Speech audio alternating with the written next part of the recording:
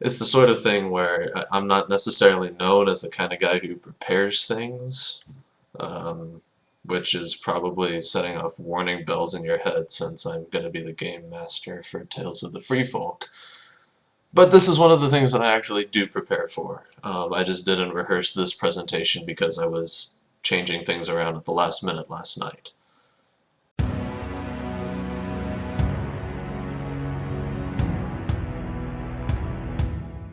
How many, just quick poll, how many of you in chat have seen Tales of the Free Folk before? Whether it's just the most recent episode or if you've been following it since the beginning. And while I wait for chat to catch up with that, might as well just introduce myself. I am GreyMaster. You might know me from this channel or from other random half-trolling behaviors across the internet, mostly with the Lotro community, though I am starting to branch out. Last March, so almost an entire year ago, is when I started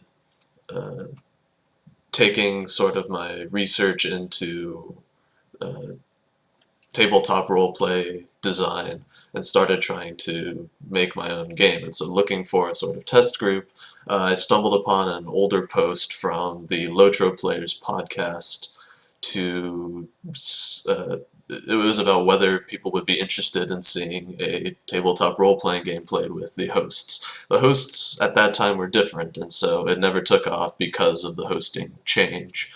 But late August, early September of 2015 is when Ending, the lead director of Lotro Players and the Players Alliance, approached me, asked if I was still interested in doing it, and that's when this whole show started. Ending would be the GM, and the other hosts of Lotro Players were the players, and I was the Wizard of Oz behind the curtain in the background, sort of working on building the world, refining the system, and just sort of monitoring stuff as it went on. You might know me, if you haven't seen the most recent episode, as the guy who was writing the session prologues for the show. But due to some restructuring, some players had to leave, and we decided to just sort of revamp the show. Ending's become a player character now, and I have taken his place as the new Game Master, which really fits with my name, because now I'm GM the GM. It's perfect. So it's looking, yeah, we have Terry Edwin and Carvet Log Splitter in the chat. I see you there. They are actually players on the show, so they're probably very interested to hear what I have to say about what I plan to do to them. I mean, with them.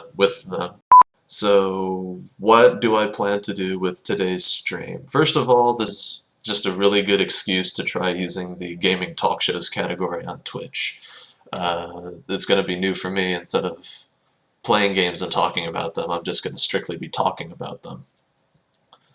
But secondly, this is just sort of to introduce not just what I plan to do, but what I view as the role of the GM, what are the responsibilities of the GM, and give some ideas on how exactly I plan to accomplish what I'm setting out to do. So if you're interested at all in either the show or just in this style of gameplay in general, hopefully you find something to take away. And then at the end, if you have any remaining questions, either about the show, about what I plan to do with it, feel free to ask. We'll do a friendly little Q&A at the end. So, before I talk about what I want to do, let's just sort of explain, what is this tabletop role-playing game? In a nutshell, it is a bunch of people telling a story. I'm going to leave that as sort of a loose idea of what storytelling is for now, where their actions are sort of dictated while also dictating random rolls of the dice to determine what happens. All of this storytelling is moderated by myself, the Game Master. Just a sort of brief history of the art of role-playing games. On my website, GreyMaster.net, I have a fuller, more detailed history, and if you're really interested in the subject, I recommend the book Playing at the World by John Peterson. He really does his research. but the ideas of a tabletop role-playing game have their roots all the way back to chess, which is, what some people will describe as one of the oldest games in the world. Chess was all about strategy, how to take pieces on a board which have explicit maneuvers and use them to follow the rules to achieve a winning victory condition. And so a lot of military strategists would actually, way, way, way back in the old ancient days, would actually sort of pride themselves on how well they could play the game of chess because it was considered a measure of their strategic ability. As time went on, chess is obviously very simplistic if you're a military strategist, because you and your opponent will start with the same number of pieces, which have the same number of abilities, and you have the same victory conditions, which isn't always the case. And so this led to the German Baron Helmuth to start codifying a way that is very reminiscent of our modern wargaming community, where you'd have a board to simulate the battlefield, with strategic positions marked, you'd have elevations, and you would have some number of men on each side. And they would represent infantry, cavalry, artillery, things like that.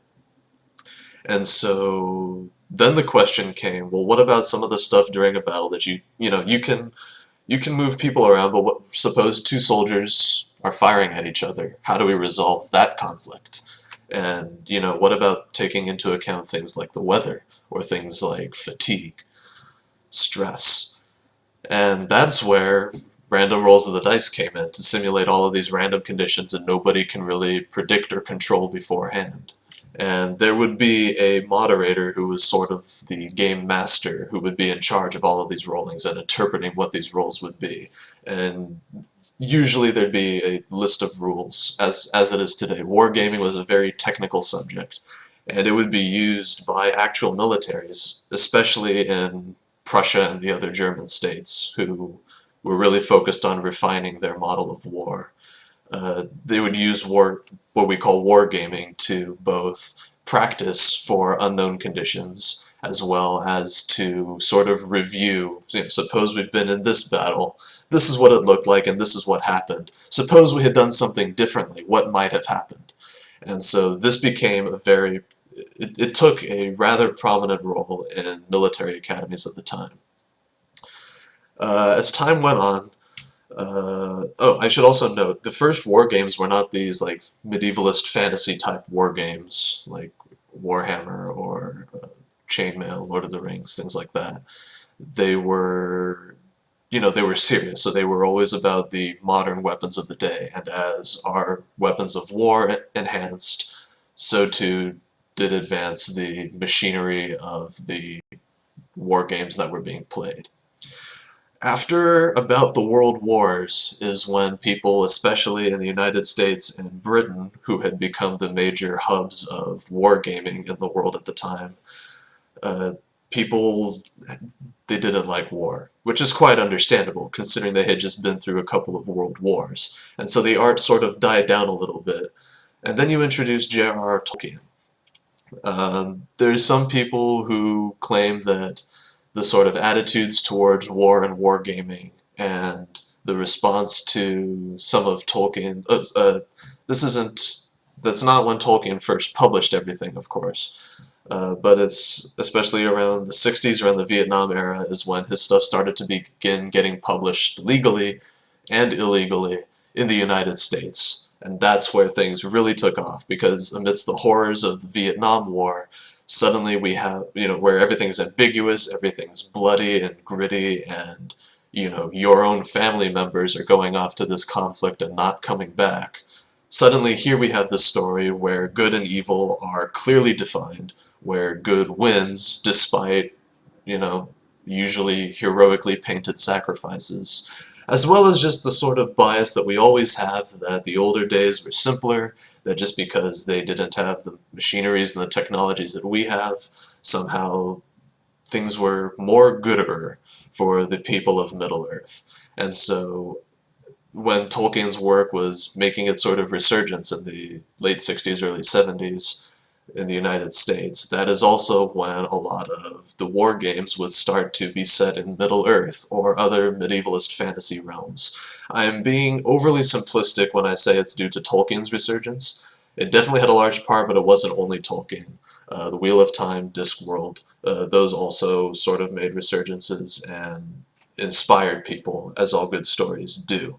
But I'm focusing on Tolkien because our game is itself set in Middle-earth. And it's also worth noting that following the progression of the development of role-playing games, Dungeons & Dragons by Gary Gygax was said to be heavily influenced by The Hobbit. Before we get to there, so Gary Gygax, Dungeons & Dragons wasn't the first thing that he came up with. It was a game called Chainmail, which he felt was based on The Lord of the Rings, and that was a traditional war game with rules. It was more medievalist fantasy than strictly Middle-earth, of course, but that's what he claimed, because when he thought The Lord of the Rings, he saw it as a large-scale conflict between good and evil, as the account of the War of the Ring. When what he attributed as his inspiration for Dungeons & Dragons, which came later, he viewed his inspiration for that as The Hobbit, seeing a more personal story about Bilbo Baggins and a raiding party of dwarves who were going on an adventure to reclaim their gold from a dragon in a lost kingdom under the mountain.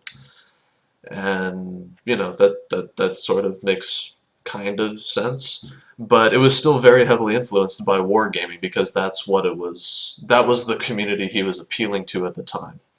So I believe there's even an old quote from Gary Gygax that you're not role-playing correctly unless you keep a strict record of time, distance, location, rations, and that's what Dungeons & Dragons was about. There's a lot of statistics, it's very mechanical, it's very crunchy, so to speak.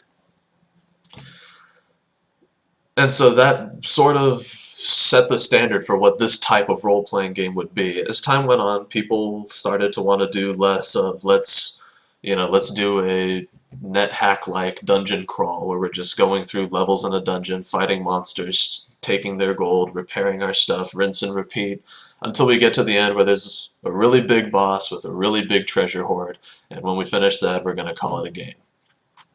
People wanted to have more of a story, and so that's when the storytelling aspects really started to come into role-playing, because we're already pretending to be medievalist fantasy characters in another realm where they have all of these fantastic and dangerous monsters. But, why not go further and take an actual story? And so that's when, like, the old Moldvay adventures started to be written, where you're no longer just going level by level through a dungeon, kicking in doors, fighting monsters, and munchkinning off with their treasure, but you might be trying to recover a lost artifact as what's at the very bottom of the dungeon. Or you might be climbing to the top of a tower to rescue a beautiful monster from a very hungry princess. Things like that. That's a Hitchhiker's Guide reference, by the way. Anyway, and then, as time really goes on, there are people, much like myself, who start to wonder, do we really need to be this technical and mechanical? Why can't we just tell a good story?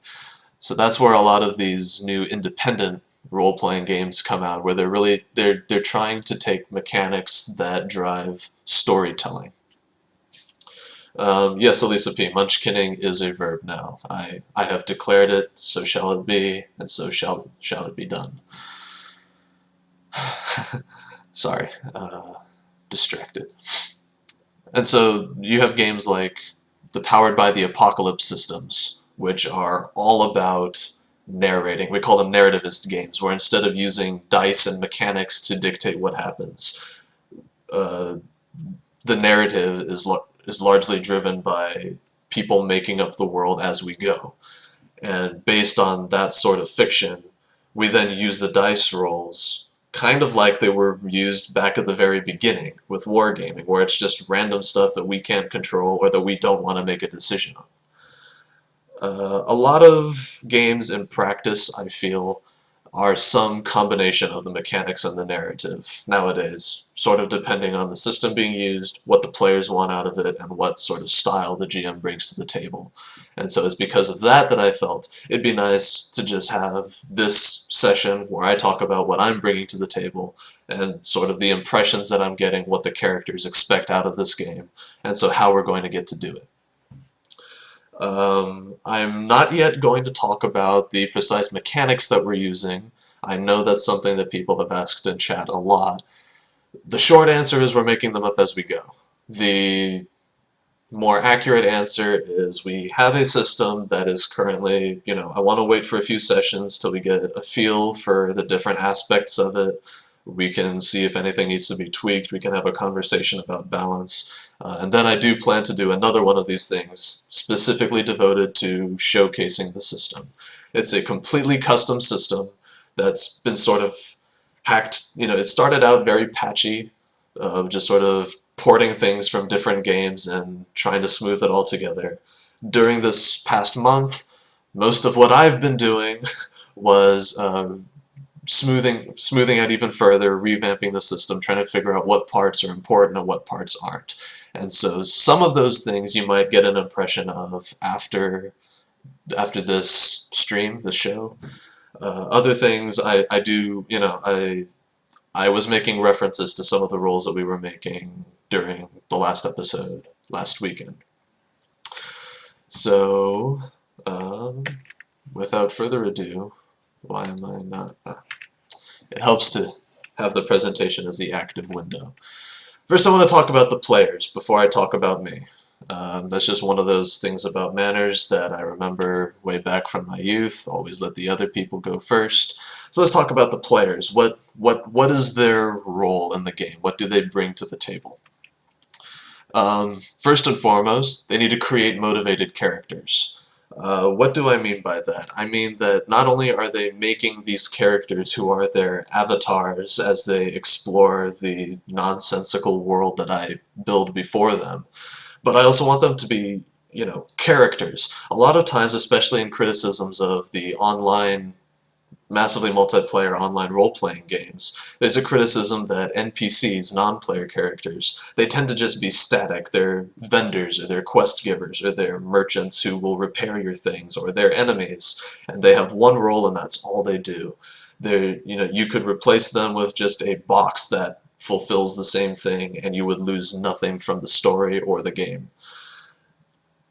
But what people don't really think about a lot of the time is whether their players are indeed free agents. I want the player characters to be characters in their own right. They're not just they are, but it's not their only role to be the vessels through which the players interact with the world. But I also want them to have motivations of their own, desires of their own. So one of the main mechanics, quote-unquote, main principles, I guess, that I asked all the players to come up with, and that they'll get benefits from playing towards, is three things that I called their character destiny items, because I'm not that good at coming up with creative names. But the first thing is beliefs. Everyone has beliefs, whether we like it or not. If we think that we don't have beliefs, well, guess what? That's a belief. So beliefs are how the character sees the world, and more importantly, how they view the world affect what they do. So a lot of times we'll say, we believe in God, we believe in family, we believe in justice. Well, that's all well and good, but those are very often just abstract sayings, meaning something very different. Beliefs, for these characters, we want to be more concrete. So instead of saying, we believe in God, we'll say, we believe that there is a God who will reward the righteous and punish the ungodly. And therefore, I wish to act among the righteous and to persuade the ungodly to turn from their ways for their own sake. That's a belief. That's something that describes my worldview, that affects how I act and react to the world. Characters also have flaws, and that's one of the things that makes characters interesting. That's why Superman is such a boring superhero, is because he can do everything. unless there's kryptonite, which there's always kryptonite. But that's, that's when things get interesting, is when we have fallible characters. So flaws are things that the characters are tempted by, which causes them to do things that they're going to regret later. And so by flaws, I don't mean something like a speech impediment. That's just a characteristic of their character. It's not something that they're tempted by, that, oh yes, in this situation I'm going to plan to stutter and completely screw up the negotiations. A flaw would be something like, I am a dwarf and all elves are rubbish, and so when the time comes for diplomacy with the elves, I'm going to deliberately sabotage it because I don't like elves. So again, that's something about the character that they're tempted by, which dictates how they will act in a way that they will regret later. It causes tension, and tension translates directly to good story. And lastly, characters need to have goals.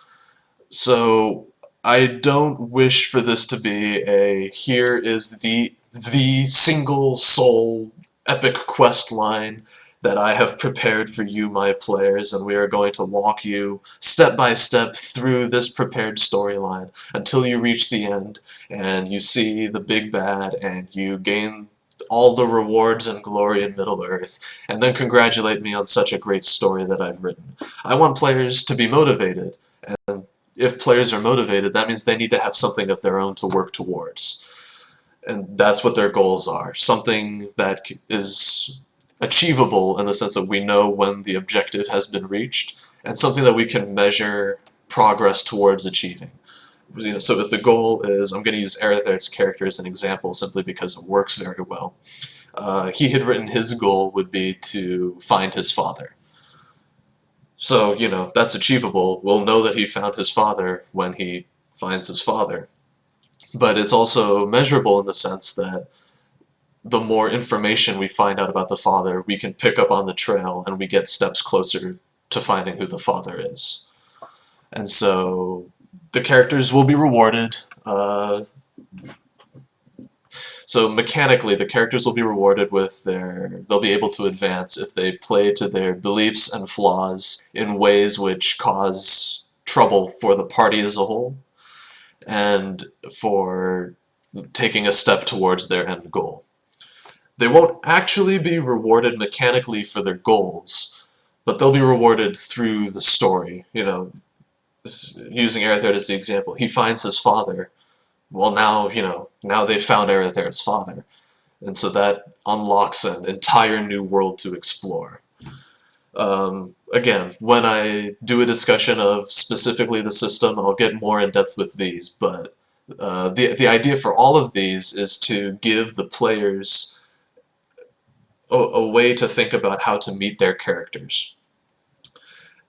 When, it was very tempting for when you're placed in a situation in the world and you're asking yourself, what should I do right here? And you look at your character sheet because that's where the information is, and you see a list of skills, all the things that you can do. Well, let's be honest, when in the real world do we limit our goals based on what we can do? Our goals are our goals. It's what we want to do, not what we can do, and that's what we're going to try to do, whether or not we actually can do it. And so I'd like the characters to be able to have something to fall back on, their beliefs, flaws, and goals, so that when they're in a situation and they don't know what to do, they can look at those and determine, okay, this is what the character would do in this circumstance.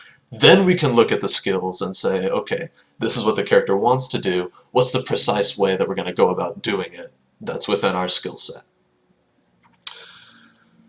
So that's, they should create motivated characters, but they should play compelling characters.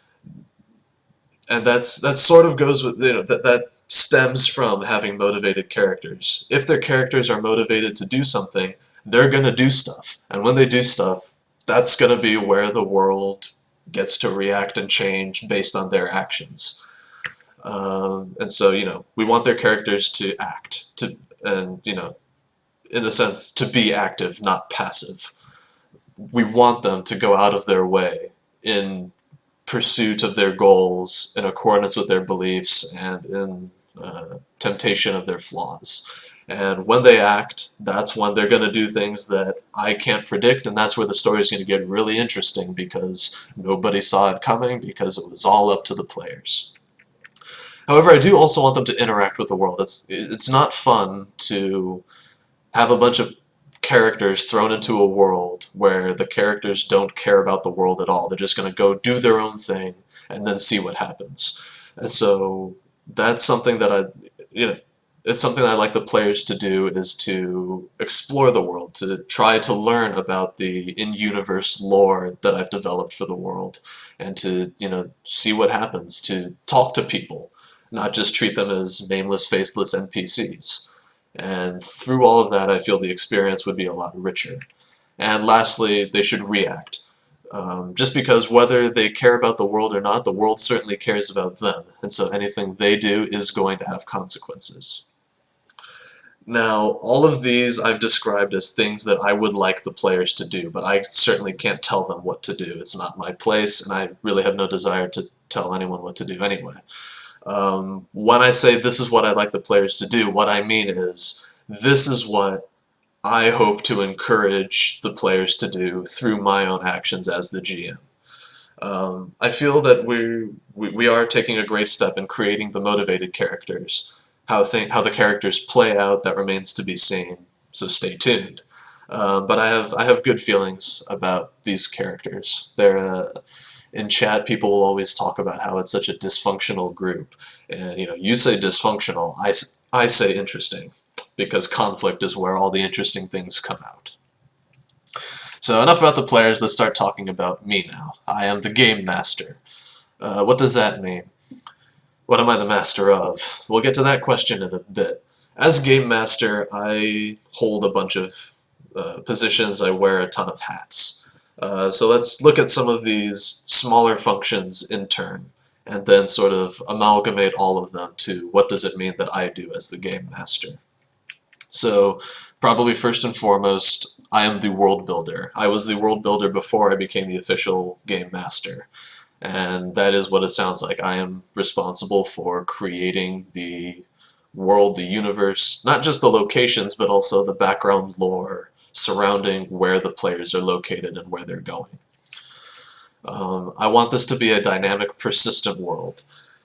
Dynamic in the sense that it reacts to what the players do, as previously mentioned, but also persistent in that the world is going to keep going even if the players don't do anything.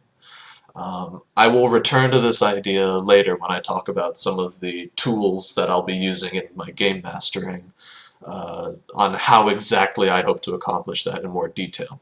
But for now, that's sort of the idea, is that we want this to sort of be, if you think about it, this is all based on the Lord of the Rings Online. This is how we all met. This is the podcast that the players were the hosts for a fan show about.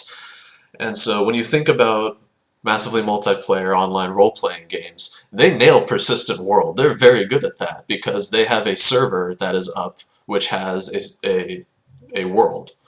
And so it's always going to be a persistent world. What they're not so good at doing is a dynamic world, simply because of limitations in the code, and also, player 1 does something. How does the world react to that if player 2 does the exact opposite? And player 3 doesn't care about it, and player 4 is off over here doing something that affects what's going on over here, all the way up to, player 9 billion. I don't know if there are 9 billion players in the world, but you take my meaning. Just the limitations of the medium make it hard for these online role-playing games to be dynamic and really care about the players in the way that our format can. So that's an advantage that we have that I want to take a lot of advantage of. One limitation of our system is that with we can do a dynamic world easily. They can spout whatever and I can improvise stuff on the spot. Making a persistent world is harder because, you can always say, this happened in the background, we remember this from last session, but how to balance it so that what happens in the meanwhile is actually believable as having taken place in that span of time. How do we keep track, and how do we make it fair so that the world isn't just out to crush the players underfoot? And even more interestingly, How do we have a world that goes on if the players never actually interact with a portion of it? Taking a break, Bellendora, welcome. I think maybe another hour or so. I'm not entirely sure. And then questions and answers depending on how many you have. I know you plan to troll me by asking a lot of questions. So yeah, I'm here until I'm done. And then I'm out and hanging with my kin in-game. So going back to world building, dynamic persistent world, that's an idea that I'll keep coming back to. Improvisation, I touched on that. I don't know what's going to happen in any session. I can prepare all that I'd like, but the players can do whatever, they can try to do whatever they want, and so I need to be able to deal with that on the spot, and that's where improvisation comes in. Excuse me. And then non-player characters. Those are probably the most in-your-face way that you'll see the building of the world. Because the descriptions of the setting, they're very passive. It builds a picture in your head, and then we're back to focusing on what the player characters are going to do. The non-player characters are going to be the points of focus, where when the player characters interact with these people, that's where the flavor and texture of the world really come out. Because we see how the world has impacted these characters, and how these characters are now going to try to rub off on the player characters. And, as I sort of moaned about earlier, a lot of times we think of non-player characters, they're just these sort of faceless, they serve a particular function, and that's all they do. They're not really characters, they're just non-players. Thanks for coming, David. Really appreciate your coming out. It means a lot.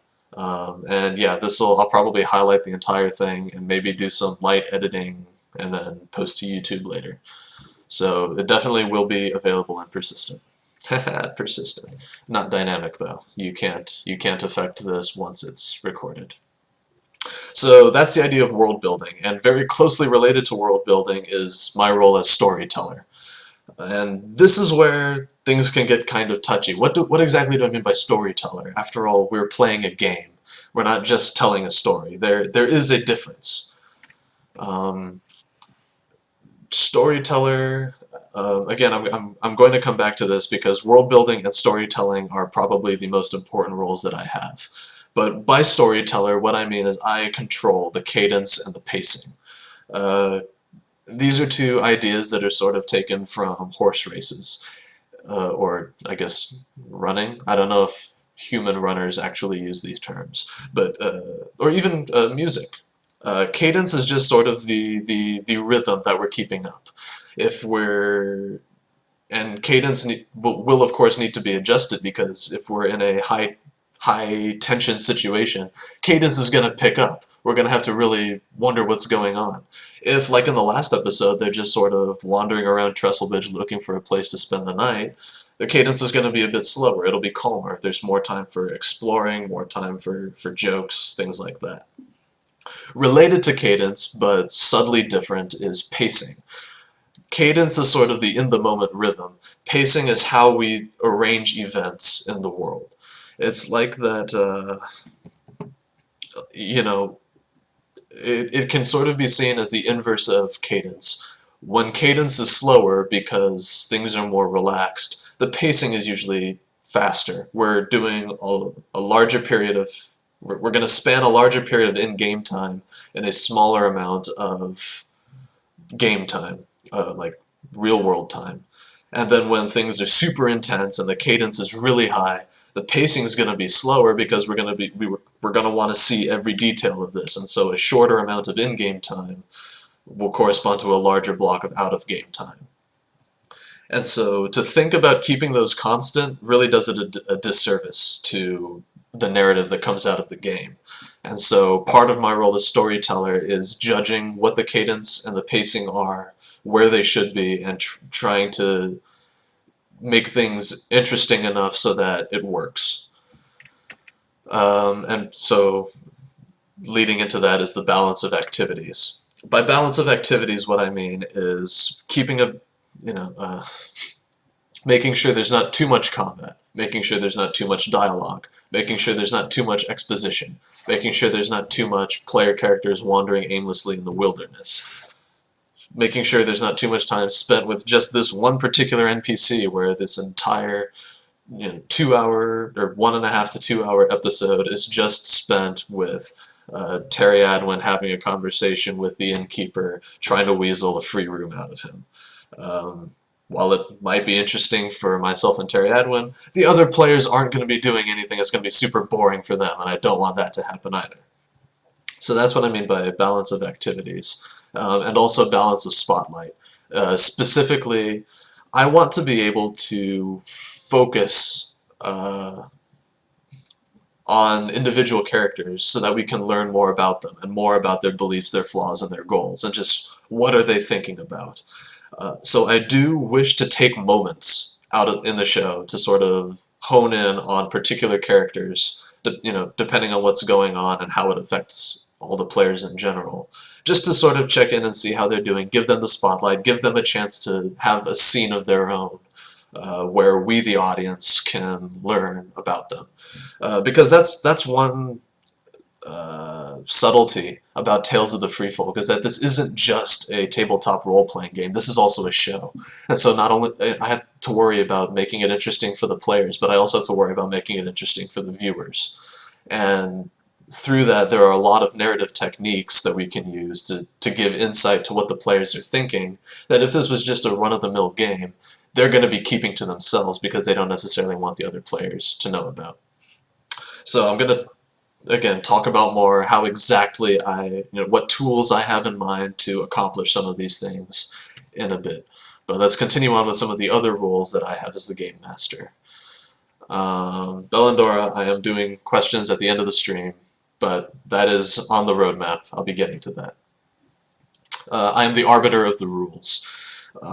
If you recall, I am also one of the designers of the rules, and so it seems a bit unfair, but I don't strictly mean that, this is the rule, we're going to follow it, don't bother looking it up, because I know the rules, of course. And Terry Adwin can attest that is a complete and total lie. I made the rules, and then I promptly forgot about them, and that's why I wrote them down. But one of the main things I'll be doing is just judging whether dice rolls are really necessary. In the vein of the history of the development of role-playing games, I plan to use dice rolls for two things. Three things, I guess, technically. Two of them are related. First is when the outcome there's uncertainty to the outcome. So whether that's testing a skill or doing a luck check, where it's just we want to see what's going on. And there is a possibility of failure and a possibility of success. And so, that was the example. Characters won't need to roll to see whether they can successfully pet a tamed dog. It's a tamed dog. You can pet it. You don't need to roll for it.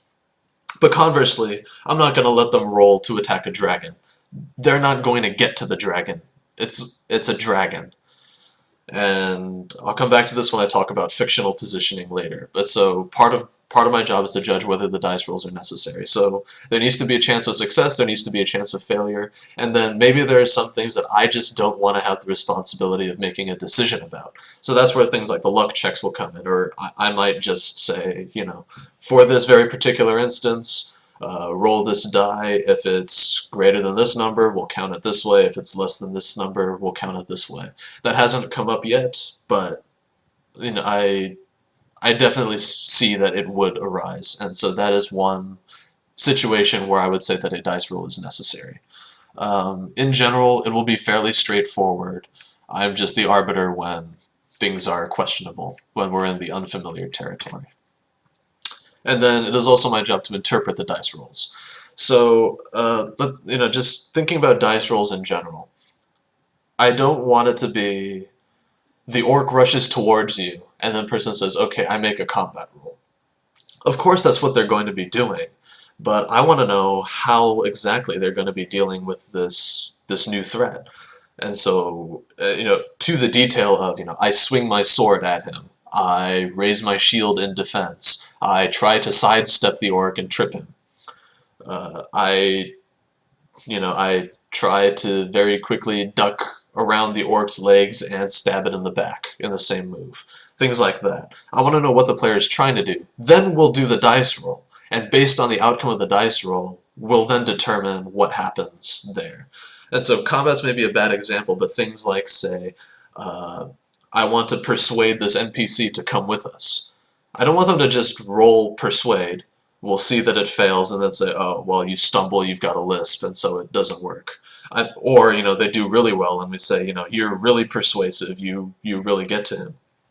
I want to hear exactly how the character plans to persuade, for a couple of reasons. First of all, it's an opportunity for the players to be acting on their beliefs, flaws, and goals that we can see. But secondly, more importantly, because we have an audience, this allows we, the audience, to see what the player would do, whether or not they're successful in actually accomplishing it. And so, if you're trying to persuade someone, there's a lot of different ways to go about it. What kind of character is this person will be shown in how they try to persuade the NPC to come with them. And so that's how I plan to structure dice rolls. And that's by no means an original implementation of mine. It's among a lot of the more narrativist games, that is actually the rules of what must happen before you are allowed to do a dice roll. But there are some things where it's just, like, make this check. There's where there's not a whole lot to narrate, or it's a mundane roll, things like that. But yeah, so it's, in general, I don't foresee there's going to be a lot of hesitation surrounding dice rolls, but when there is hesitation, as Game Master, I am the final arbiter in the moment. And then we can go back and criticize my rulings later, like any sports referee. Now, last but not least, actually not technically last either, not least, I am a player as well, just as the other players. And so I have similar responsibilities as a player. I also need to act. But my actions are what spur their reactions. So my actions are to challenge the player characters to develop and evolve. I'm not the player's adversary, right? I just challenge them to develop and evolve. I've already told them explicitly, I do not plan on trying to kill them, because that's the least interesting thing I can do with them. A dead character is just a dead character. I'd rather have a permanently scarred character than a dead character, and see how that forces the character to change their approach to the world. And even then, especially right now in the early stages of the character's journey, I don't plan on putting them in a whole lot of danger. I want them to find their footing. I want to put them in, like, social dangers, quote-unquote, but not life-threatening situations just yet. That being said, if they want to go attack a dragon, I'm going to have them attack it, they'll attack the dragon and they're not going to enjoy it. So those are the actions. I also want to interact with the characters, as I said. I want to learn who they are through interrogation techniques, through ways in which I give them the spotlight. And this isn't, this is because I'm a player, and this is what the players should be doing with each other already. Just even Carvet Log Splitter, who is so paranoid and untrusting of the others, even he, I'm sure, wants to know more about the other characters, if for no other reason so that he can keep an eye on them. And as I am a player too, I want to get to know these player characters as well. Learn their motivations, see how their beliefs, flaws, and goals play out in the situations that they find themselves in. And then, discover their ultimate destiny along with them. And lastly, I also react. I play to find out what happens. That's a mantra from the Powered by the Apocalypse games. But it's the idea that as a GM, I should be just as surprised by things that go on in the world. I shouldn't know all the answers. And so I can present these situations to the players, but ultimately there should be things emergent from, like, good example is with the conversation that Hrothi Moonfist had with Carvet Log Splitter in last Saturday's show. I did not expect the conversation to go the route that it took at all. I expected something completely different, and I'll actually return to that later because there's a funny-ish story surrounding that. the difference between what I had planned and what actually happened. But I had a fun time out of it. It was one of my favorite moments from that episode, was that conversation. And if I knew everything that was happening, I would be a lot more bored. And I think that after a few episodes, it would also start to show. But this, if I view myself as a player in the same right as all the other players, I should be just as surprised, which means that I will be just as interested in seeing what happens next as the other players, and as you, the audience, would be.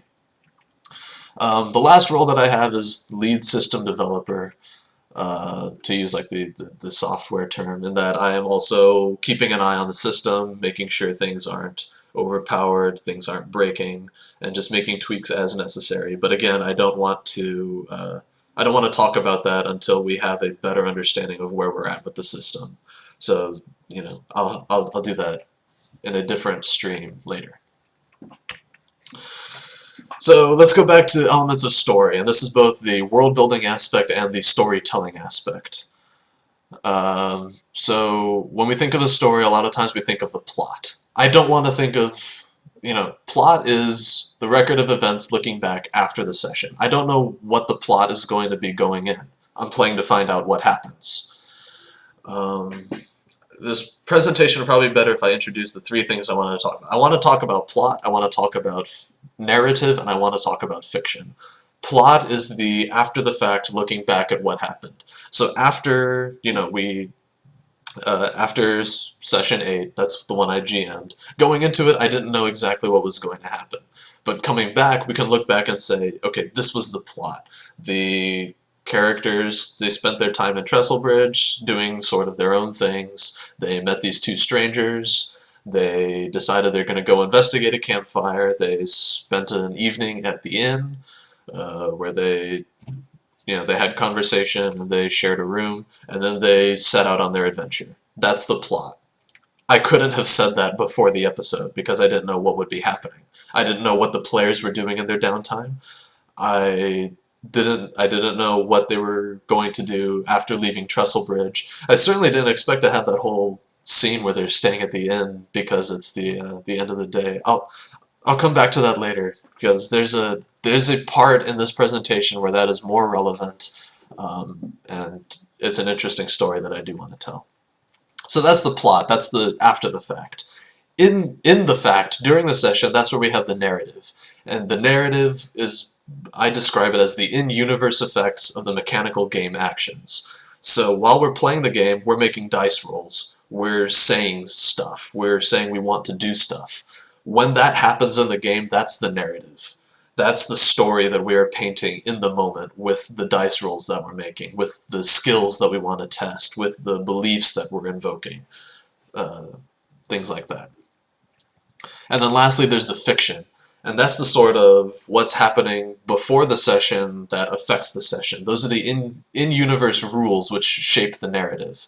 So the fact that we're in Middle-earth is part of the fiction, and that affects what the in-universe effects will be. The lore that I establish, that's part of the fiction. When I say that a location exists, that is part of the fiction.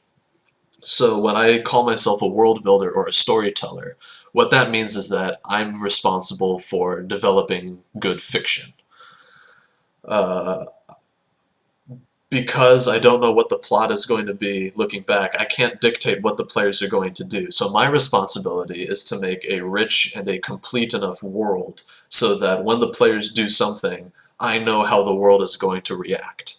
And so that's how the fiction will affect the narrative, which affects the plot, which is the thing that we're going to rant on about after the session's over about, so this happened. So those are sort of the steps in the storytelling process. I want to start with principles of narrative, because I'm also responsible for parts of the narrative, just in my description of the setting, in my saying what the non-player agents in the world are doing. And so the principles of narrative that I have here, these are just an excerpt from the MC agenda from Apocalypse World by Vincent Baker. It's a game that's supposed to be set in a post-apocalyptic setting, and it's supposed to be really gritty, and it's really driven on what do the characters want to do in this hellhole of a world that they found themselves in. So that's not the setting that we're in, but the principles that it's called Master of Ceremonies instead of Game Master, but the guide for them explicitly says, here are some things that you should do, they are part of our rules, and they're just good principles in general, I think, for running the sort of game that we want to run with Tales of the Free Folk. So first of all, make the world compelling and believable. I don't want this to be generic fantasy world with generic fantasy characters doing generic fantasy things. And so this has to do a lot with developing the fiction, but then also making it so that it's not just GM fiat happening all the time. You know, this is the players. The players are protected by the limitations imposed by the world.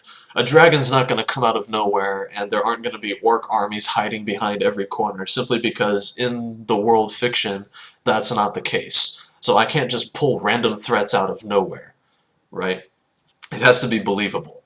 And it also wouldn't be very fun if they can't get anywhere because they're just constantly fighting hordes of monsters that are appearing by GM magic.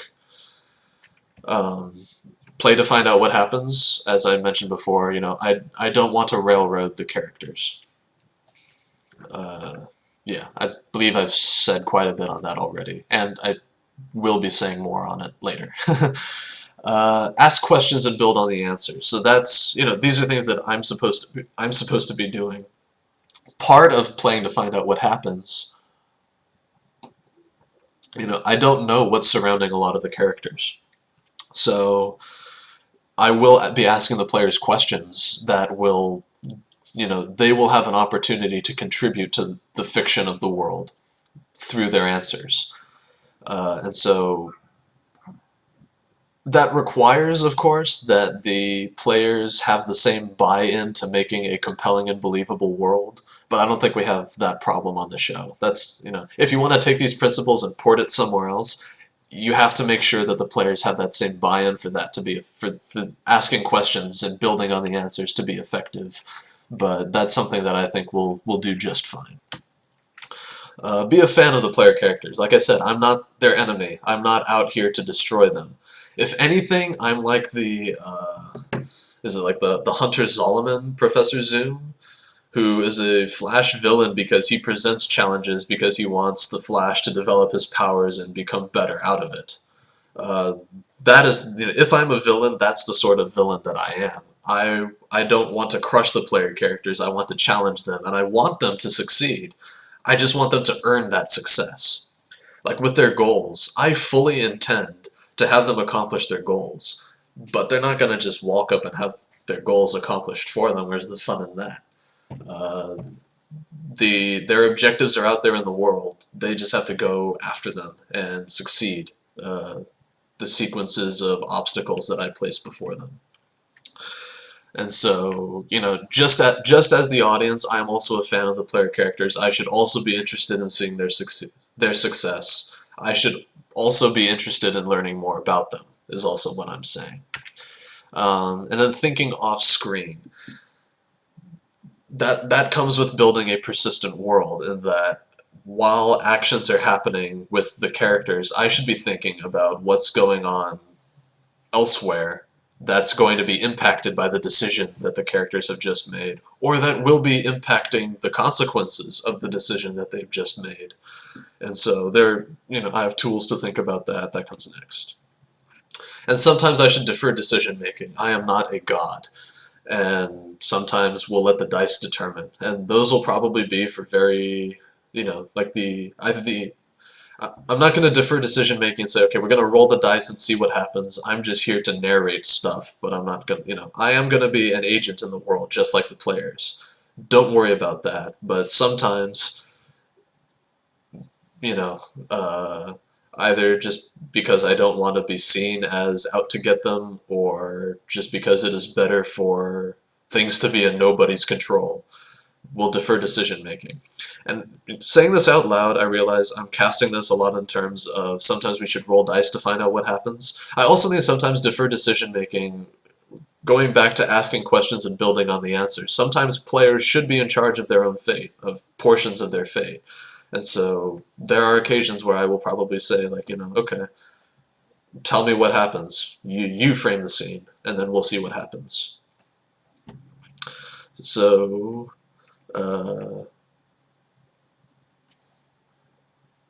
right, like the end of the last session. I'm not entirely sure what part Terry is referring to, but like whether there are rooms in the inn or not, we rolled a die based on that. Or when they were infiltrating the former orc encampment to see if there are any stragglers left behind, I let them do whatever, and then yeah, and then we ended on a cliffhanger note. That's gonna be fun. Okay, so those are the principles of narratives. Now I want to talk about some of the inspirations of the fiction, just to round out the elements of story, and then I'll start talking about specific tools and tactics that I'm going to use. Right, the cliffhanger. Right. So obviously, Tolkien's Middle-earth. That's where we're located, and also obviously the Lord of the Rings Online, because that's where we met. That's what spurred on the fan show, which led to this show coming out of nowhere, out of thin air. But with twists.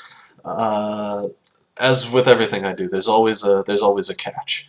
So the Lord of the Rings Online is going, so there's sort of hierarchy of lore.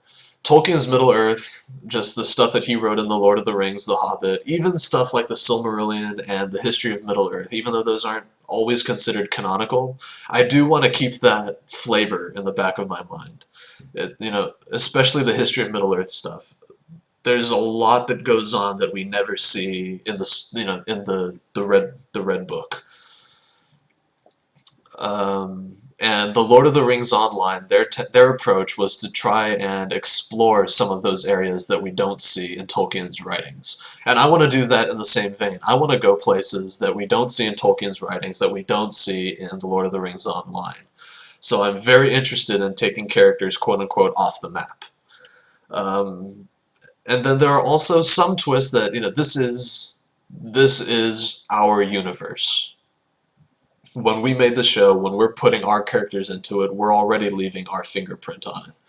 And so I want this to be character-centric, so that may require some modifications to the lore. When that happens, it probably won't happen with Tolkien stuff, just because we want to keep that flavor of Middle-earth. It's already happened. We've changed things around from The Lord of the Rings Online, simply because of things like timing. In The Lord of the Rings Online, by the time you reach the town of Trestlebridge, it's already been sacked by orcs. We came and prevented that. But another change that we made off the bat, that people familiar with the game will notice, is that Nellie Boskins is not the leader of Trestlebridge. Instead, her father is still the mayor, and she's absconded off to who knows where. We'll find out, maybe. Or maybe not. And so those are the sort of twists that I'll put in. If you think of things like, it's coming up later, but things like a lot of these adaptations of superhero movies, where they will build up and make references to stuff from the comics, but then there'll be just this tiny thread that's different from everything that's ever been done, to sort of cement it as, this is the universe we're dealing with now. That's the sort of inspiration and adapting Middle-earth that I'm taking with Tales of the Free Folk. As part of that, Game of Thrones, surprisingly, is a medievalist fantasy inspiration that I've been taking into account in sort of developing the back end of the fiction. I don't think it's come out yet, but the things that I like about Game of Thrones are how it's more medievalist than fantasy. And so I want to incorporate elements of that, where things are gritty, there are families, there's loss, there's fear, the raw emotion that I want to harness. I don't want to start bringing in, gratuitous violence, sex, and a habit of killing off friendly characters in such a way that I become a parody of myself. That's not what I mean by Game of Thrones as an inspiration. I specifically mean just sort of the way that the world and the characters are set up. I take a lot of inspiration from the way that they're portrayed in the television show. And I do specifically mean the television show because I haven't read the books. I do know that The Song of Ice and Fire is That came first.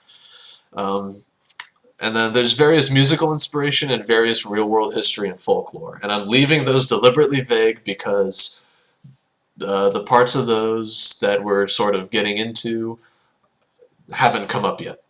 And so I don't want to do any potential plot spoilers. But, with musical inspiration, just the idea of music is to sort of harness emotion, harness what is going on in someone's head.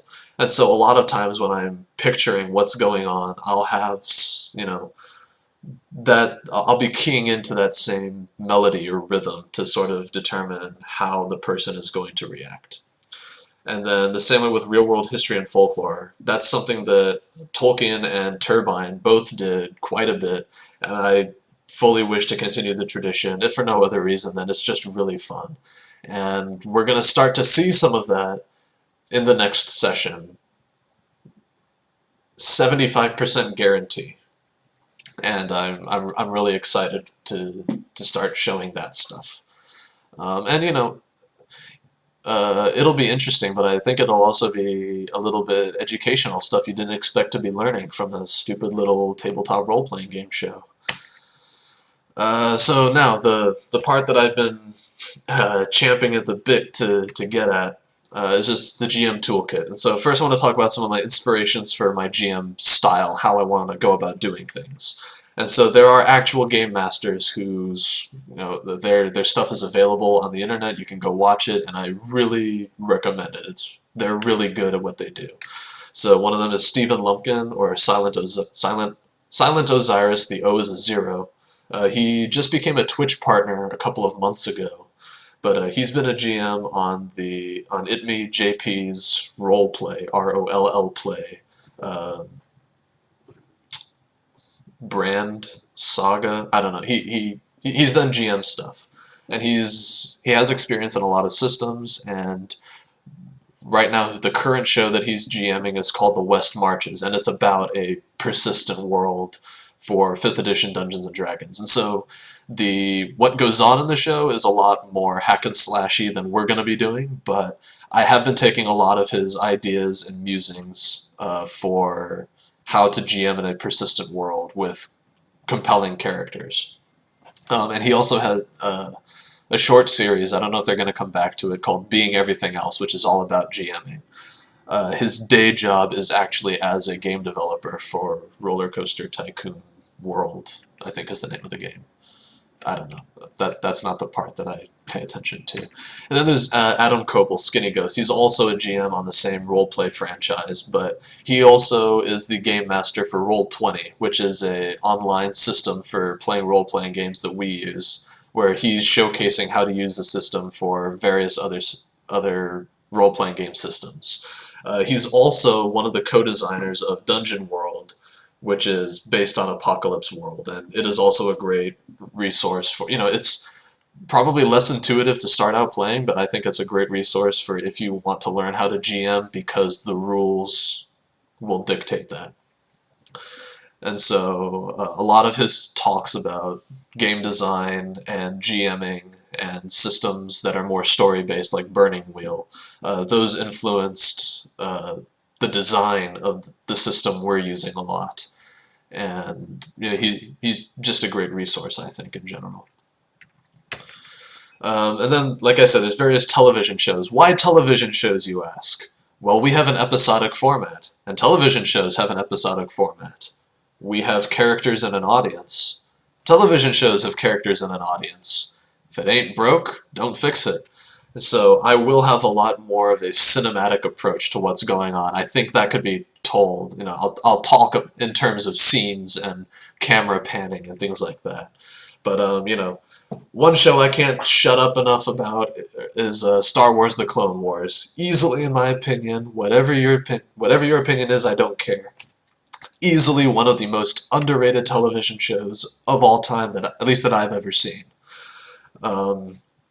And it's great, in my opinion, in that it does what Star Wars Episode 2 and the beginning part of 3 should have done, in that we know that in the world of Star Wars there is this event called the Clone Wars, which spread throughout the galaxy. It changed the dynamic of who the Jedi Order was. It led to the fall of the Old Republic.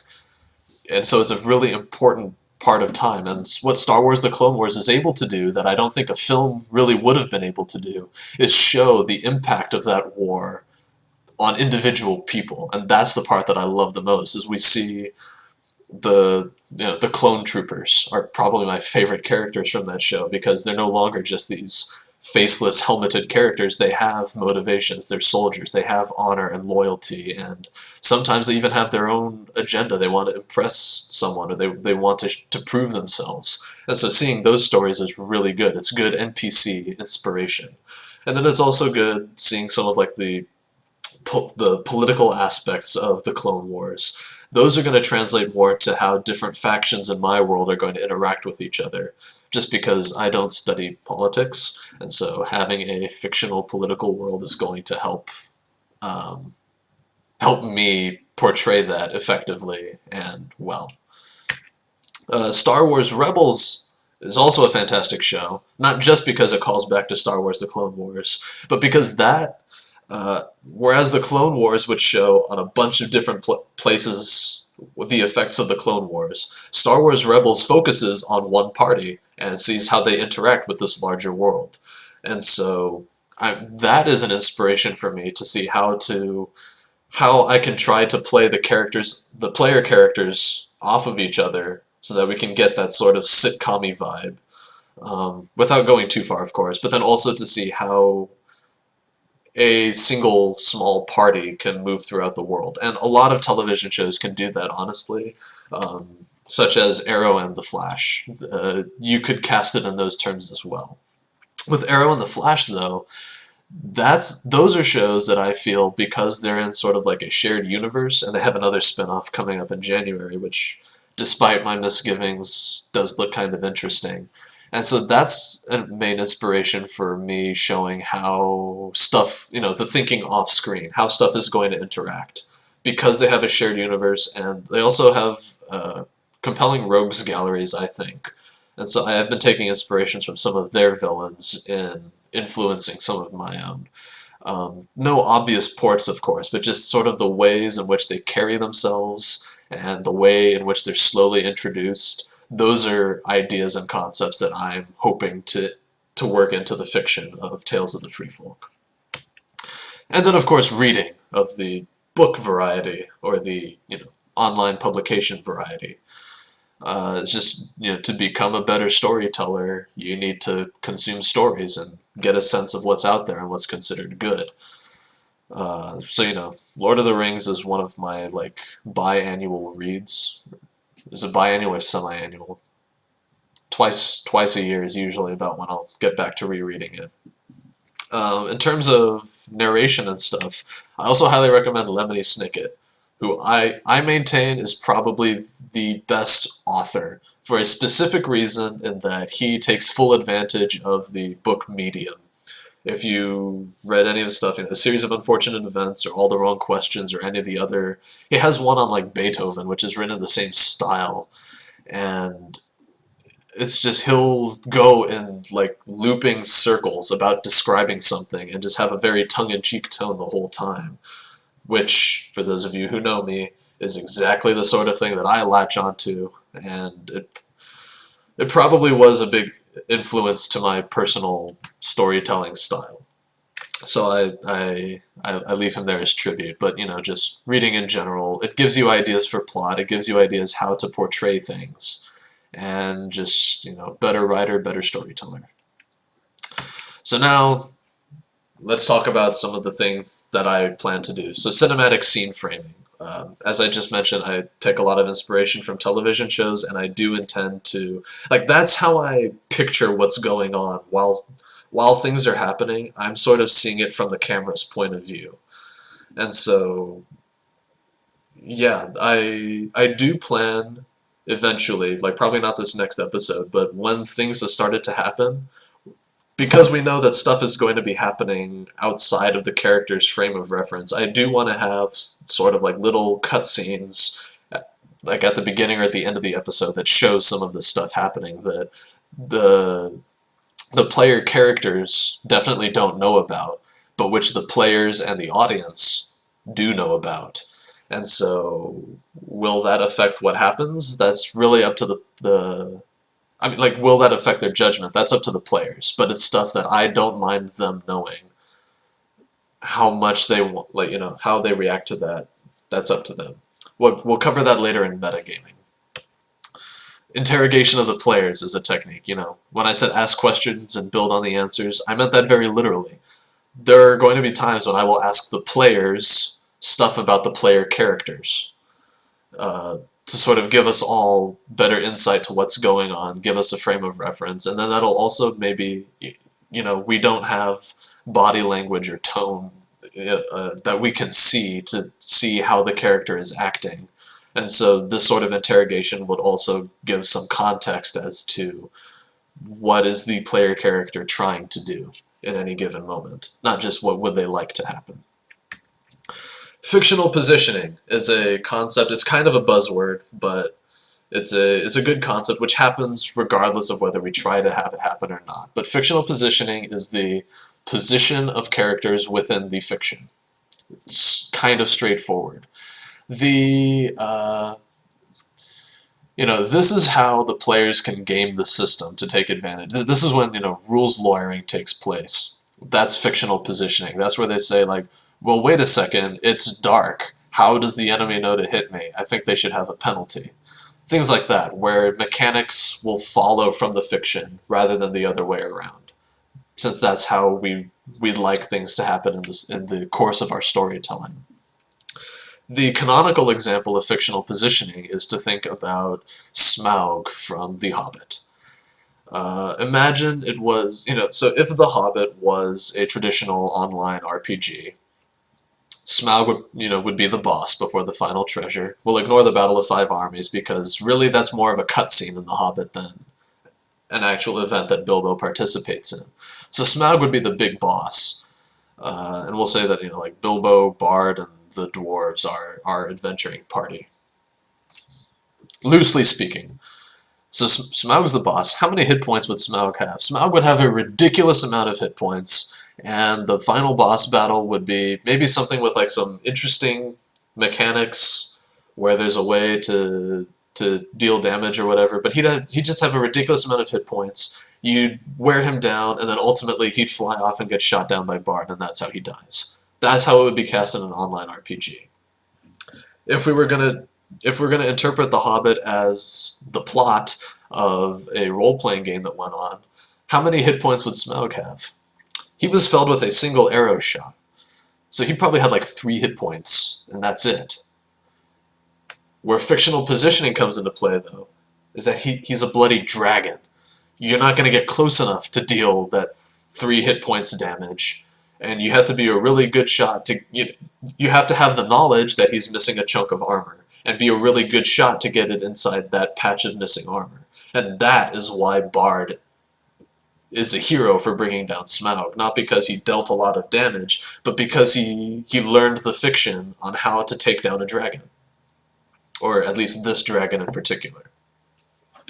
And so that, I believe, makes for more fearsome big bad evil guys, because Smaug isn't the sort of monster that you can walk up and start trying to attack. He's got claws, he's got fire, he's got tail, he has wings.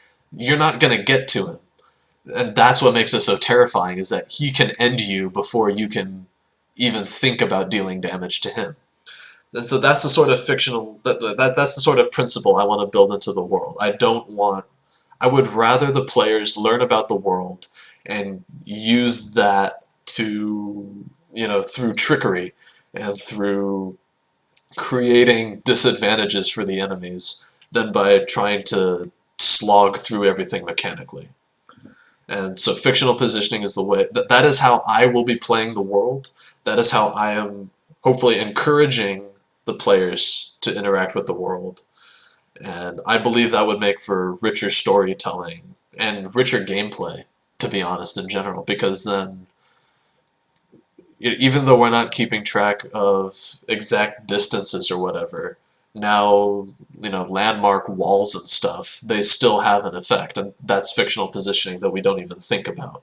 but on a grander scale too. I want to incorporate that into character design. So that's like that fictional positioning lends itself to the dynamic side. Fronts are what lend themselves to the persistent side, and this is totally ripped from both the Stars Without Number game and Powered by the Apocalypse games. Fronts are like in the sense of a war, where you have a war on multiple fronts. Uh, it's just a bunch of things other players will have to deal with. And so these are the things that happen. You know, they're like the countdown timers of what happens if the players don't do anything about this. So here's where we get to the part that I wanted to talk about since the beginning.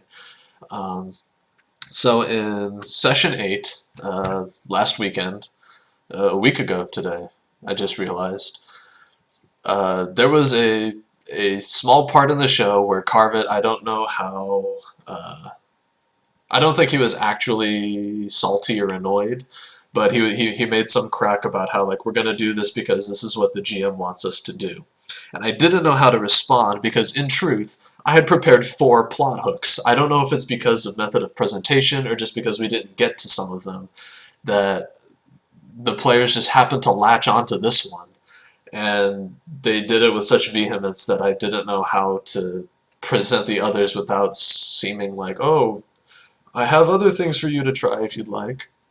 But my Hrothi and Carve's conversation, there was going to be a plot hook coming out of that, except the conversation went a completely different direction than I anticipated, and so it never came up naturally. But at the time I thought, well, that's okay. There are 3 other potential hooks. Well, actually, sorry, I take it back. At the time, there are 2 other potential hooks. Before my conversation with Carve, there was the whole matter of Pineleaf and Kemp. That Pineleaf seems just not to want to deal with Kemp, but had he gone to Kemp, there would have been another plot hook. There was going to be an instance where May would have been presented with yet another hook. I would have done it during when she was visiting the children during the evening, except that the players had just spent a ton of time strategizing about how they were going to go about doing the one they'd already chosen, that I just felt it would be out of place. That being said, and this is the nature of fronts, all of those little plot hooks are going to spawn stories that are still going to happen even though the players aren't interacting with it. And, you know, right now there are 4 separate quest lines, but especially as time goes on, they're going to start to get braided together. And that's something I can do with fronts, is sort of set up timers for, say, after session 3. If this isn't resolved, here's what's going to happen in each arc. And so that's going to change the nature of the arc. It's going to have repercussions in the world. That's going to be the sort of, you know, it's a countdown timer, essentially. So for an example, what I had written for Tales of the Free Folk before I became the GM was the entire Fugitives of Breeland arc. Initially, if they had just gone back to Breetown and sort of submitted, you know, said like, you know, we're sorry for breaking out of jail, they would have been let off easy, because it's like, you know, okay, like, we have more important things to deal with. There are Black Riders being seen, you know, attempted murders at the Prancing Pony, things like that. But they didn't. They went further into the marshes, and so after session 3 is when, you know, on my session prep documents, after session 3, if they don't return to Bree, that's when they will start to be declared as actual fugitives, and the Bree Guard will start to be on the lookout for them. And then I had continued down. After session 5, if they haven't gone back to Breeland, then word of their escape is going to have traveled to Staddle and Coombe. And so now they're going to be on the lookout, and they can't go back to those towns without having to answer some tough questions. And then we never actually got to it, but after session 7, it was going to be anywhere in Breeland, people are going to be on the lookout. And then after session 9, they're actually going to be, there's a bounty placed on their heads, and people are going to be actively going out from Breeland to look for them. And there were then rules for rolling dice to see how far they would get, whether they would encounter a bounty hunter, things like that. So that's the sort of countdown timer that we'll have. Right now, I don't think... There have been hints at some of the there had been hints at some of the other arcs that I had planned. Actually, okay, so 2 of the 3 arcs that weren't chosen, there were hints given in the show, in the scene, that they would have been offered. The last one, because it never came up at all, the one with May, it's related to the interlude session prologues. I'm not going to explain exactly how, because it's still a work, it's still happening, whatever that arc is. Ooh, spooky. But the idea with fronts is that I'm giving players choice. They're not going along a railroaded path. And so, like I mentioned earlier, there is that potential for feeling very accomplished afterwards when I've created this grand, 10-act story for them to play, as long as they follow the path that I have prepared for them. And when they reach the end, they will be so overwhelmed with how wonderful and amazing the story was that they give me unending glory till the end of my days. But why wait for it then, when I can have my own little fun, session by session, just sort of, what do they call it? Doing stuff in the background, having my own sort of single-player fun. Alright, thanks for coming, Belle. I'll see you in a bit, probably like another half hour or so. Where was I? Oh, so supposing, Kemp. There's a really interesting story that I want to tell with Kemp, but it doesn't look like anyone else is interested in dealing with Kemp in particular. So, on the one hand, I could get really salty and say, well, no, you have to go talk to Kemp now. Or, you're wandering about in the wilderness and suddenly you see Kemp. I could do that, but that's not as fun, and that feels very contrived. So instead what I'm doing is just saying, okay, you don't want to go talk to Kemp? Come back in a few sessions, and we'll see where that situation escalates to. And I can tell you right now, the arc I have planned stemming from Kemp has nothing to do with him, but it will impact Trestle Bridge and the players if it's left unresolved.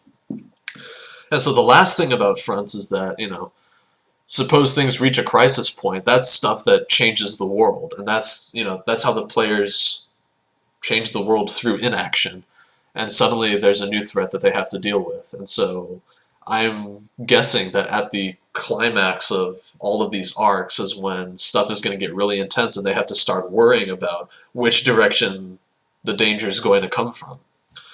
And I can't wait for that to happen. And so fronts are the tool that I'm using to keep that moving along.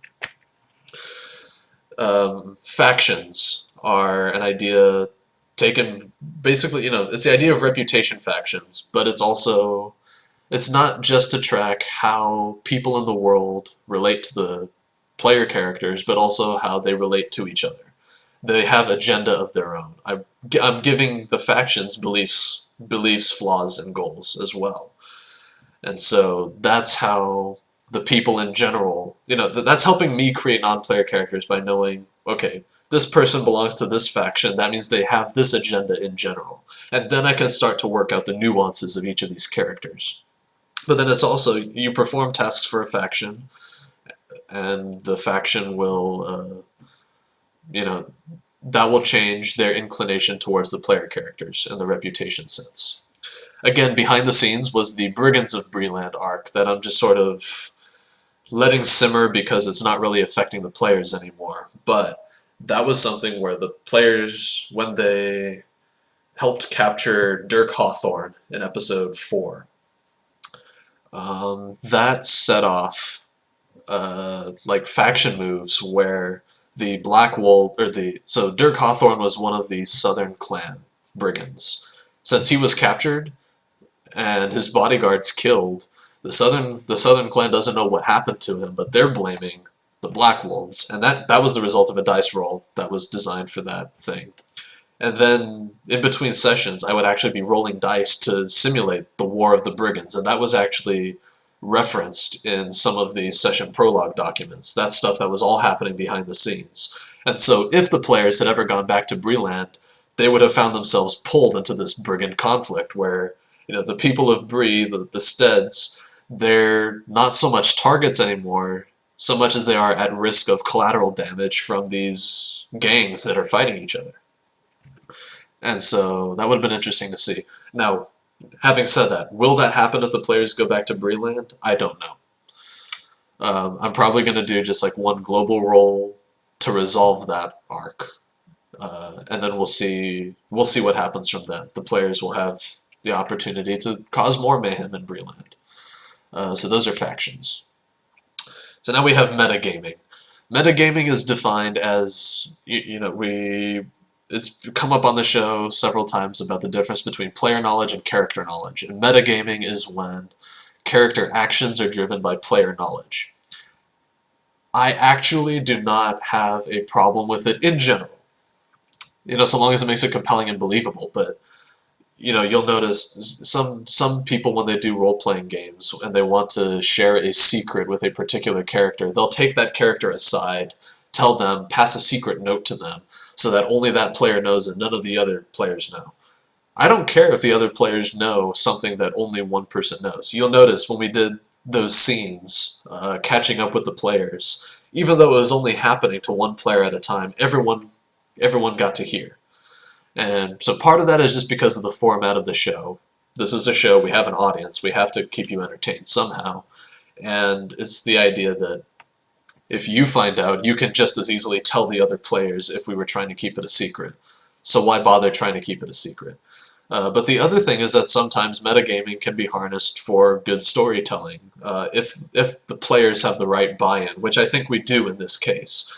So it's the sort of thing where you have a scene where,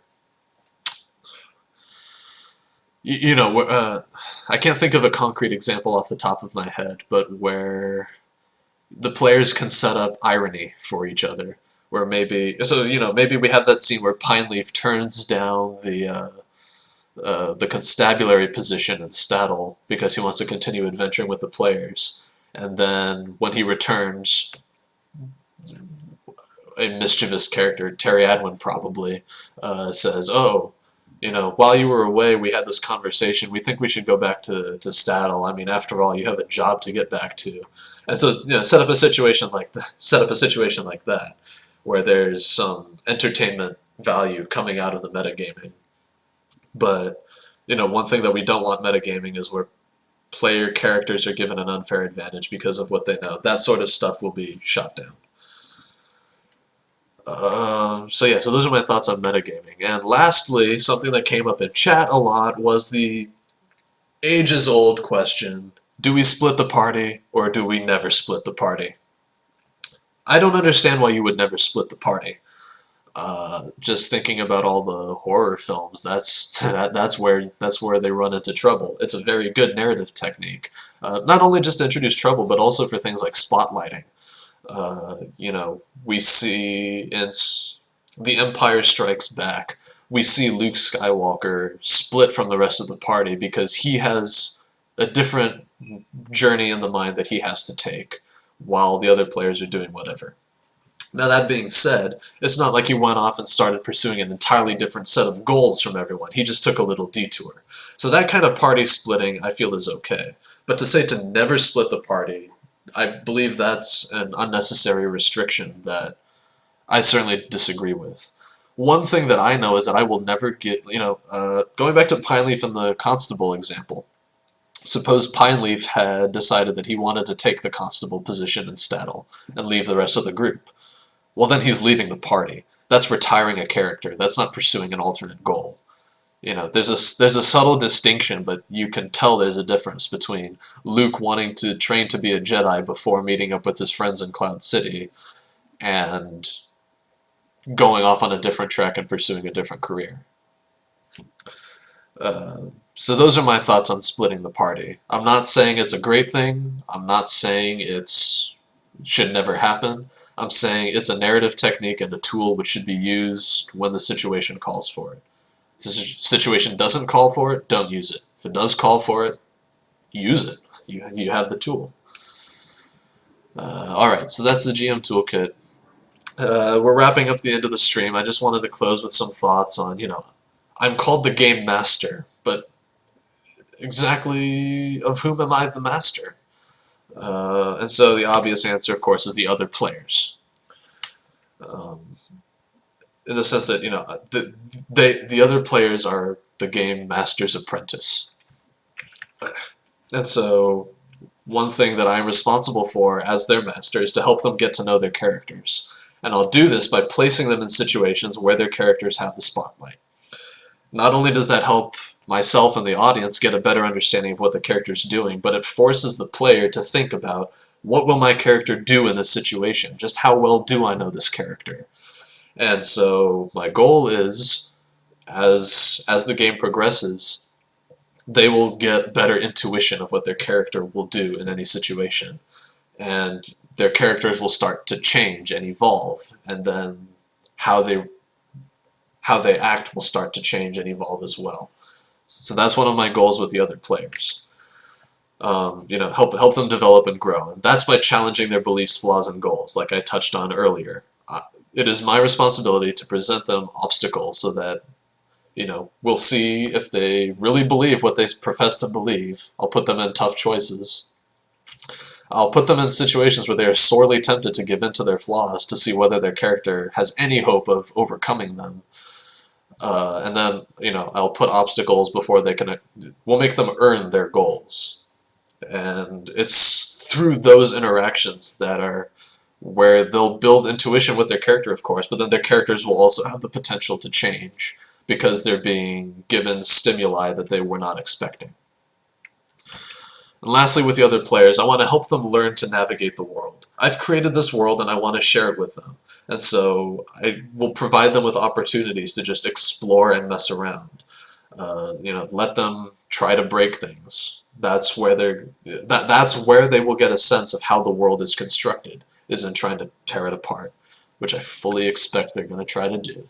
Terry-Ad, when I'm looking at you. And so, the other players are the Game Master's apprentice, but it's not, that's not it. I do have another set of apprentices, and that would be you, the audience. I am also your master.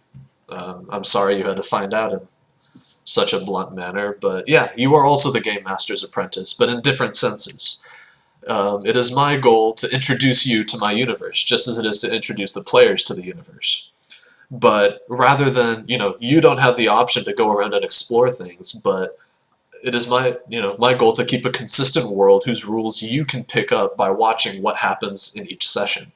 And so you can start to have that sense of when the character is about to do something, you can say, oh, no, don't you do that, because we know how this world works. And that's entertainment value for you as well. It is my goal to introduce you to the player characters.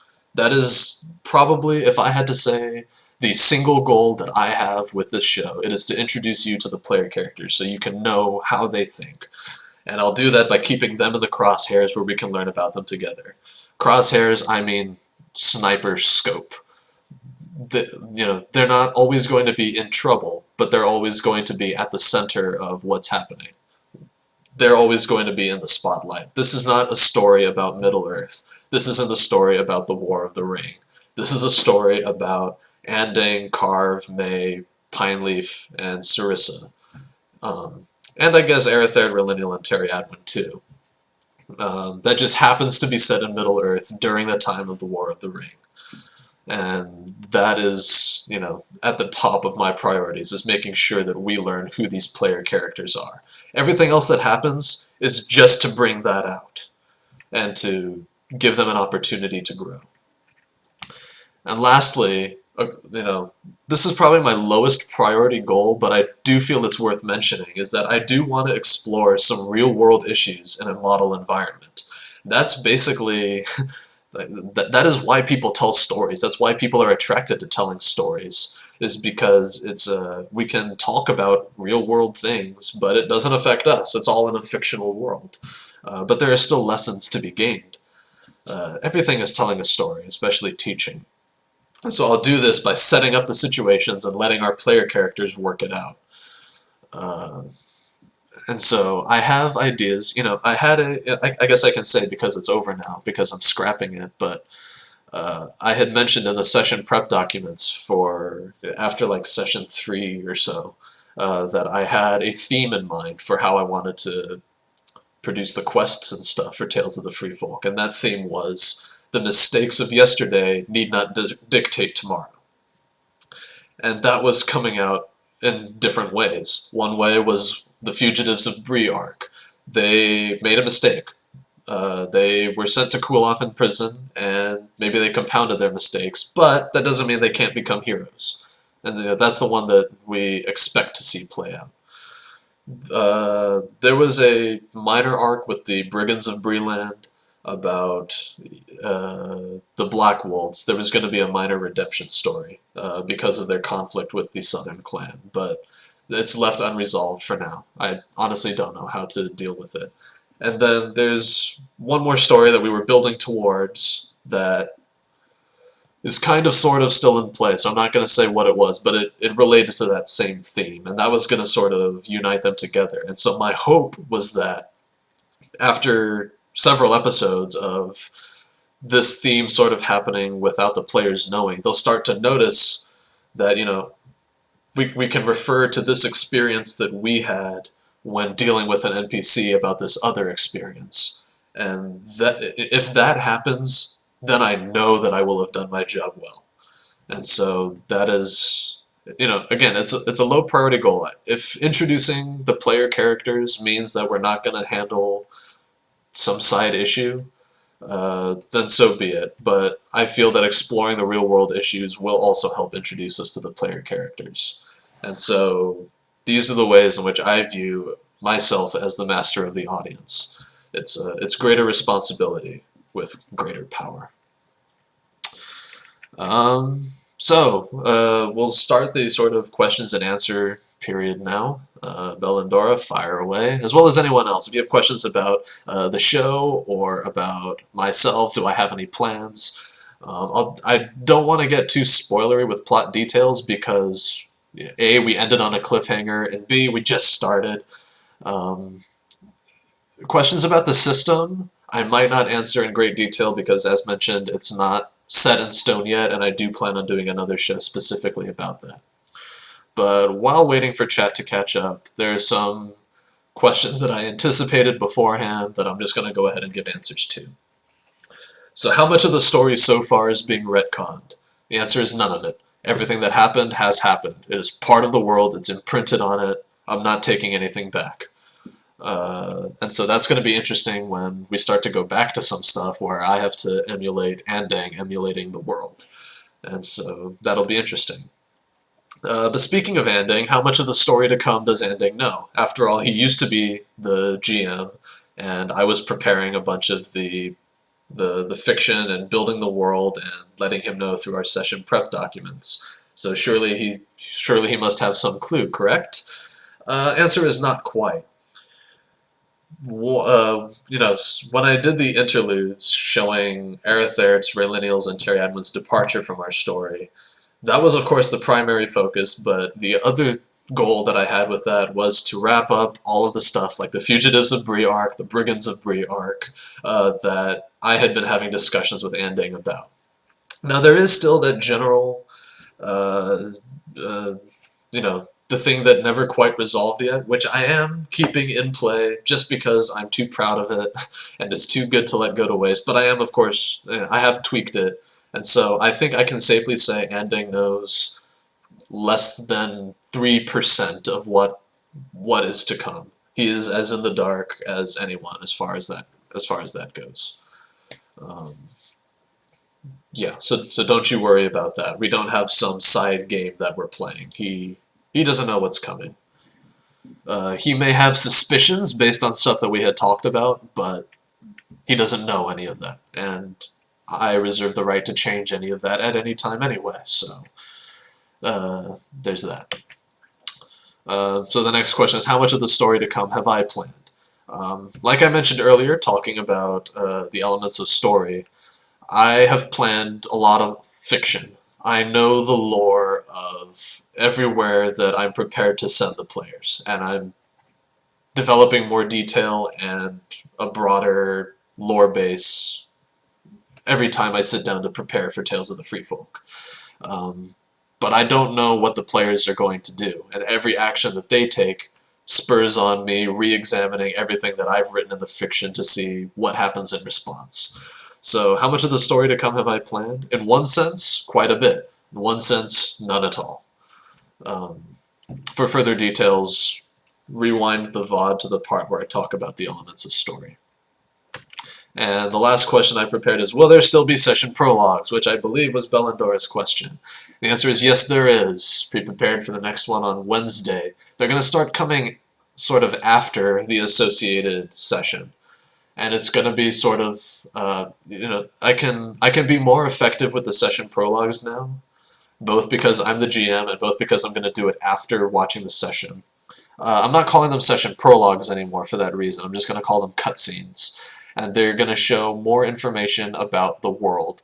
Not necessarily at the time that the players are in it, hint hint, but it's information that I don't mind the players knowing, I don't mind you, the audience, knowing. It's not going to be spoiling anything, but it's going to give some additional context so that if you take the time to read the cutscenes.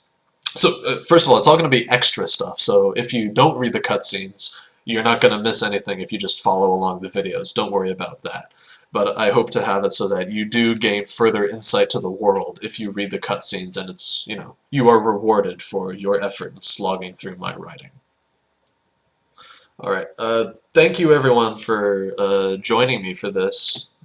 I'm definitely going to do one, maybe in a month or so, about the system that we're using, because that is definitely interesting, and it's definitely something that a lot of people have asked about that I would be more than happy to provide some concrete answers. Our next session of Tales of the Free Folk will be next week, January 16th, around 7-ish p.m. Pacific Standard Time, probably. It's going to be a little bit later than usual, just because of stuff that the other show has to do.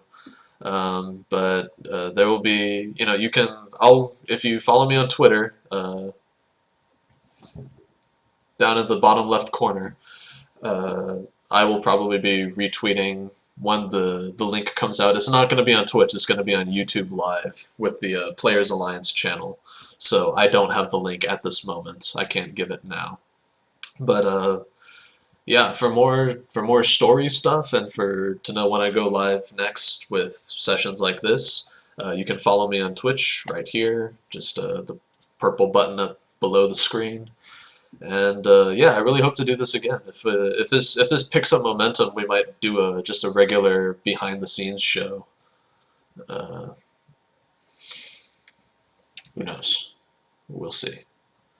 But yeah, thanks again to everyone who came out, everyone who's here. Bellandora, Darkmist, David left, Elisa P, Heartwind, I Know Stupid, Lady Gun, Companion Cube, and Terry Adwin, as well as I know Southern Bell and Carvet Log Splitter were here earlier.